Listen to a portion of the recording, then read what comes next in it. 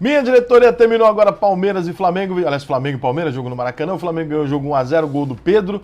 Jogo de dois tempos bem distintos, né? O Flamengo jogou um primeiro tempo inferior ao Palmeiras, que é um time extremamente reativo, né? Um time que sabe jogar muito bem fora de casa, é um time que até joga melhor fora de casa do que em casa, espera o adversário tomar a iniciativa e com velocidade vai buscar os seus lances de ataque. O goleiro do Flamengo fez um primeiro tempo espetacular, o Diego Alves. No segundo tempo, o Everson fez um segundo tempo espetacular.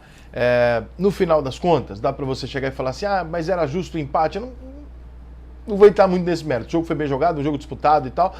Eu acho que o Flamengo tem mais time que o Palmeiras. Então, aquela velha questão, né? Quando o Palmeiras, quando um time melhor, ele cria 5 oportunidades e o outro time cria 5 oportunidades, o time melhor, com 5 oportunidades, tem mais chance de fazer o gol do que o outro com o mesmo número de chances. Porque você tem muito mais qualidade técnica. Uma avançada dali do Bruno Henrique e o Flamengo acabou achando o gol e tal. O gol poderia ter acontecido pro outro lado também, não tem nada de errado e tal. Alguns pontos que eu quero citar sobre o jogo. Primeiro, como tá me enchendo o saco esse técnico do Palmeiras, esse Abel. O que esse cara pensa da vida, irmão? Quem que falou pra esse cara que ele é uma celebridade, que ele é o Guardiola? Cara chato, irmão. Porra, terminou a final do Campeonato Paulista, ele foi na televisão, em vez dele falar, parabéns pro adversário, né, ganhou da gente e tal, segue a vida. Não. Chegou ali e falou assim, olha, quem não for desonesto intelectualmente, sabe que nós jogamos... Não, quer dizer então que quem não concorda que você é desonesto intelectualmente porque você enxerga o jogo do teu jeitinho aí? Tu era técnico do PAOK, hein, meu compadre? Baixa a porra da bola aí que tu não é ninguém ainda, hein?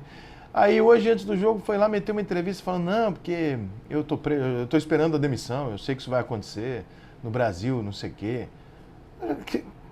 Meu compadre, desculpa aí, mas o que é? O futebol brasileiro é muito pouco pra você não aguenta, você precisa do PAOK, quer voltar pro PAOK, é isso? Caralho, meu irmão, eu não sei o que dá esse status pra esses caras assim tão rápido. Ganhou a Copa do Brasil, Libertadores, do caralho. Mas ele cresceu de um jeito depois disso que puta que eu pariu, o cara na entrevista, como se ele fosse o professor do futebol do mundo. Não, o Palmeiras precisa de reforço, não tá bom. Não, tá bom, não tem elenco, né, irmão? Tá fudido, né? Tá sem time você, né? Porra, pelo amor de Deus, segura essa piaca aí, meu irmão. Tá muito folgadinho, hein? Muito nhenhenhé. Voltemos ao jogo. O Flamengo sem o Gabigol, ele tem a mesma questão que eu falei ontem sobre o Fluminense e São Paulo, que evidentemente você, o Bruno Negro, o Palmeiras, não assistiu o vídeo. Quando você tira o Fred do time do Fluminense, você não muda a maneira do Fluminense jogar. Por quê? Porque o Fred é uma peça central fixa, que depende muito do talento dele, mas a peça Fred, se você substituir por outro centroavante, o time joga da mesma forma. Não vai ter a mesma qualidade, mas ele vai jogar da mesma maneira. Quando você tira, por exemplo, o Benítez do São Paulo, você dá uma desmontada no meio de campo. Então o Igor Gomes é outra característica. Quando você tira o Gabigol e bota o Pedro, você não muda tanto assim a característica. Você tirou um jogador de área, um matador, botou outro, que pra muita gente, inclusive, dava até pra disputar posição. Eu conheço vários flamenguistas que queriam ver o Pedro titular, por mais que eu ache isso uma insanidade diante do que o Gabigol significa no Flamengo. Não contra o Pedro. Acho o Pedro um puta jogador, mas o que o Gabigol significa no Flamengo, sugerir tirá-lo do time é brincadeira, né? Quando você tem algumas peças em outras funções que você mexe, você muda muito mais o jogo, quando você tira um meia e tal, um volante, do que nessa função. Então, assim, eu não consegui ver no Flamengo hoje, um Flamengo, sem o Gabigol fudeu. Não, eu acho que o Flamengo ele manteve o mesmo padrão. O Flamengo sente muita falta do Everton Ribeiro. É absolutamente nítido o quanto o Everton Ribeiro estar em uma fase faz diferença pro Flamengo. O Flamengo procura o jogo o tempo inteiro do lado esquerdo. Não só porque lá está o Bruno Henrique, mas porque não está o Everton Ribeiro do outro lado. O Everton Ribeiro não está participando. Né? Ele tá burocrático, ele recebe a bola, dá um toquinho de lado, ele erra a maior parte dos lances que ele... É um puta jogador, mas tá mal. Sei lá se é alguma coisa dele, né? Se é alguma coisa física, assim, enfim. Não tá bem, né? Embora esteja convocado para a seleção brasileira. Mas o Flamengo, ele tá sofrendo muito nesse sentido, porque ele começa a forçar a jogada sempre no lado onde alguma coisa acontece, porque não tá maneiro o Isla e o Everton, e do lado do Bruno Henrique com o Felipe Luiz, você tem mais chance, né? Porque os dois não estão. O Bruno Henrique também não é o Bruno Henrique do ano passado, mas você tem mais chance. Por outro lado, o time do Palmeiras é aquela coisa reativa, na minha opinião, aceitável. Por quê? Vou dar outro exemplo. Quando o Fluminense vai lá e monta um time para jogar atrás, para quebrar as linhas do adversário através de uma bola enfiada ou de um contra-ataque, de uma retomada de bola, com Fred e Nenê, não faz sentido. Não faz sentido, você tem que ter a bola, você tem que jogar lá na frente, trocar. Não dá pra você ficar jogando contra-ataque. Ou você vai jogar tudo no Kaique, ou no Caio Paulista, enfim, para que eles façam esse corredor, e só que ali no meio você fica muito comprometido. Né? É difícil você puxar um contra-ataque assim. O Palmeiras tem as peças para fazer isso. Né? O Palmeiras tem o Rony, tem uma série de jogadores, o Vina é um jogador muito rápido e tal. O Palmeiras tem enfiador de bola, por exemplo, como o Scarpa, que é um puta do enfiador de bola, o Felipe Melo é um puta do lançador, do enfiador de bola. E aí você tem possibilidade de ter esse tipo de jogo, que foi o que aconteceu no primeiro tempo. No segundo tempo o Rogério Ceni corrigiu, deu uma neutralizada nessa jogada do Palmeiras. O Palmeiras, a gente sabe, ele não consegue ter o mesmo desempenho quando ele toma a iniciativa para cima do adversário, ele não consegue fazer isso. Então, o Flamengo meio que bloqueou ali que a saída rápida do Palmeiras acontecesse, e aí o Palmeiras fica sem ter muita jogada. O Palmeiras não é um time que tem a bola e fica o tempo inteiro tentando armar. Quem joga dessa maneira é o Flamengo.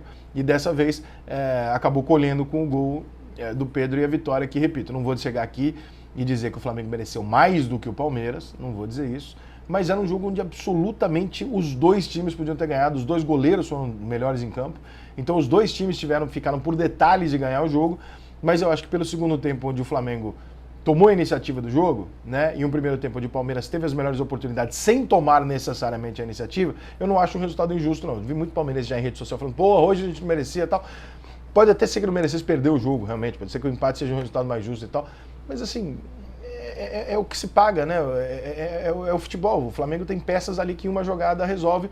O Palmeiras teve a oportunidade, no começo do jogo, o Diego Alves pegou uma bola com o pé que nem ele sabe como, um lance bizarro, mas o Flamengo também teve as oportunidades perdidas dele, né? Com o Everson fazendo uma grande partida. Então, no final das contas, não dá para meter muito essa. Outra coisa que eu acho muito importante, para o Palmeiras a derrota no Maracanã não é nenhum grande problema, essa derrota é prevista, na tal da classificação planejada, né?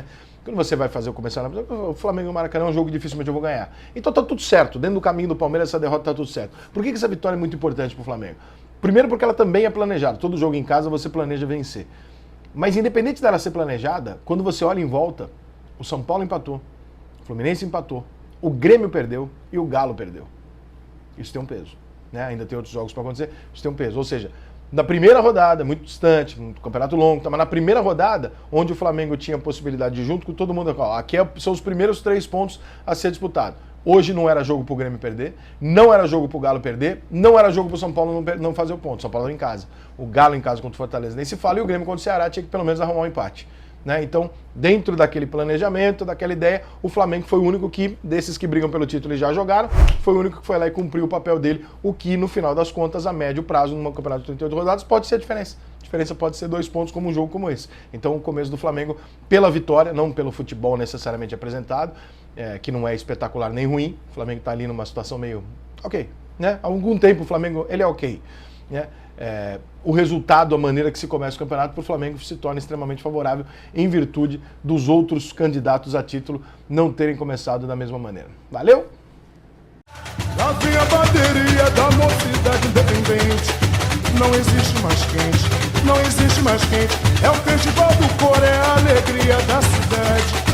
Salve a mocidade, salve a mocidade, salve a mocidade.